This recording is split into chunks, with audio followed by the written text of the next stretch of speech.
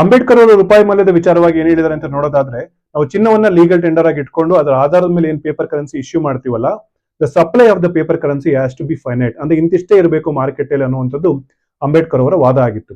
ಅವರು 1923ನೇ ಇಸ್ವಿಲಿ ಬರೆದಿರ್ತಕ್ಕಂಥ ತಮ್ಮ ಪುಸ್ತಕದಲ್ಲಿ ಇದನ್ನು ಕ್ಲಿಯರ್ ಆಗಿ ಮೆನ್ಷನ್ ಮಾಡಿದ್ದಾರೆ. ಇದರ ಅರ್ಥ, ನಾವು ಒಂದೇ ಒಂದು ಪೇಪರ್ ಕರೆನ್ಸಿನೂ ಕೂಡ, ಒಂದೇ ಒಂದು ರೂಪಾಯಿ ಕಾಯಿನ್ ಕೂಡ ಜಾಸ್ತಿ ಇಶ್ಯೂ ಮಾಡಬಾರ್ದು, ಇಷ್ಟೇ ಇರಬೇಕು ಅನ್ನುವಂಥದ್ದು ಅಂಬೇಡ್ಕರ್ ಅವ್ರ ವಾದ ಆಗಿತ್ತು. ಸೊ ಬೇಸಿಕಲಿ ಅವ್ರು ಹೇಳಿದ್ದೇನಿದೆಯಲ್ಲ, ಅದು ಒಂದು ಬೇಸಿಕ್ ಕಾಮನ್ ಸೆನ್ಸ್. ಈಗ ಯಾವ್ದಾದ್ರು ಒಂದು ವಸ್ತು ತನ್ನ ಮೌಲ್ಯವನ್ನ ಕಾಪಾಡ್ಕೊಬೇಕು ಅಂತಂದ್ರೆ ಅದರ ಸಪ್ಲೈ ಲಿಮಿಟೆಡ್ ಆಗಿರ್ಬೇಕು, ಅಂದ್ರೆ ಫೈನೈಟ್ ಆಗಿರ್ಬೇಕು.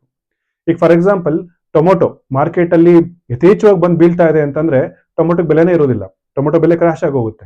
ಬೀದಿಲಿ ಒಂದೊಂದ್ಸಲಿ ರೈತರು ಡಂಪ್ ಮಾಡ್ತಿರ್ತಾರಲ್ಲ, ಏನಕ್ಕೆ ಅಂತಂದ್ರೆ ಯಥೇಚ್ಛವಾಗಿ ಬಂದಿದೆ ಮಾರ್ಕೆಟ್ ಅಲ್ಲಿ ಟೊಮೊಟೊ, ತಗೊಳ್ಳೋರಿಲ್ಲ, ಅಂದ್ರೆ ಡಿಮ್ಯಾಂಡ್ ಇಲ್ಲ. ಅಂದ್ರೆ ಎಷ್ಟು ಡಿಮ್ಯಾಂಡ್ ಇದೆಯೋ ಅದಕ್ಕಿಂತ ಜಾಸ್ತಿ ಸಪ್ಲೈ ಬಂದಿದೆ. ಇದೇ ರೀತಿ ಇನ್ಫ್ಲೇಷನ್ ಅನ್ನೋದು ಏನಿದೆಯಲ್ಲ, it's always a monetary phenomena.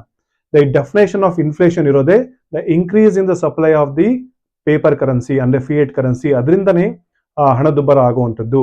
Paper currency ತನ್ನ ಮೌಲ್ಯವನ್ನ ಕಾಪಾಡ್ಕೊಳ್ಳೋಕೆ ಸಾಧ್ಯ ಆಗದಲೇ ಇರ್ತಕ್ಕಂಥದ್ದು. ಆಕ್ಚುಲಿ ಇದು ರೂಟ್ ಕಾಸ್. ಇದನ್ನ ಬಿಟ್ಟು ನಾವು ಟ್ರಂಪ್ ತಾರೀಫ್, ಇಂಪೋರ್ಟ್ ಎಕ್ಸ್ಪೋರ್ಟ್ ಅಂತ ಹೋಗೋದಾದ್ರೆ ಅದು ರೂಟ್ ಕಾಸ್ ಆಗೋದಿಲ್ಲ. ಯಾಕಂದ್ರೆ ಟ್ರಂಪ್ ತಾರೀಫ್ ಬಂದಿರತಕ್ಕಂಥದ್ದು ಈಗ, ಹಿಂದೆ ಎಲ್ಲ ಟ್ರಂಪ್ ತಾರೀಫ್ ಇರ್ಲಿಲ್ವಲ್ಲ. ಜವಾಹರ್ಲಾಲ್ ನೆಹರು ಪ್ರಧಾನಮಂತ್ರಿ ಆದಾಗಿಂದನೂ ಕೂಡ ನಾವು ರೂಪಾಯಿ ಮೌಲ್ಯವನ್ನ ಕಾಪಾಡ್ಕೊಳ್ಳೋದಕ್ಕೆ ಸಾಧ್ಯನೇ ಆಗ್ತಾ ಇಲ್ಲ. ಈವನ್ ಡಾಲರ್ ಕೂಡ ತನ್ನ ಮೌಲ್ಯವನ್ನು ಕಾಪಾಡ್ಕೊಳ್ತಾ ಇಲ್ಲ. 99% ತನ್ನ ಮೌಲ್ಯವನ್ನು ಅದೇ ಕಳ್ಕೊಂಡಿದ್ದು since inception of federal reserve. ಆ ಮೌಲ್ಯ ಕಳ್ಕೊಂಡಿರ್ತಕ್ಕಂಥ ಡಾಲರ್ ಎದುರು ನಮ್ಮ ಪೇಪರ್ ಕರೆನ್ಸಿ ಇನ್ನಷ್ಟು ಮೌಲ್ಯವನ್ನ ಕಳ್ಕೊತಾನೆ ಹೋಗ್ತಾ ಇದೆ. ಬೇಸಿಕಲಿ ಇದಕ್ಕೆ ಜಾಗತಿಕವಾಗಿ ಡಿಮ್ಯಾಂಡ್ ಇಲ್ಲ. ಸಪ್ಲೈನ ನಮ್ಮ ದೇಶದ ನಮ್ಮ ವ್ಯವಸ್ಥೆ ಏನಿದೆಯಲ್ಲ ಜಾಸ್ತಿ ಮಾಡ್ತಾನೆ ಇದೆ.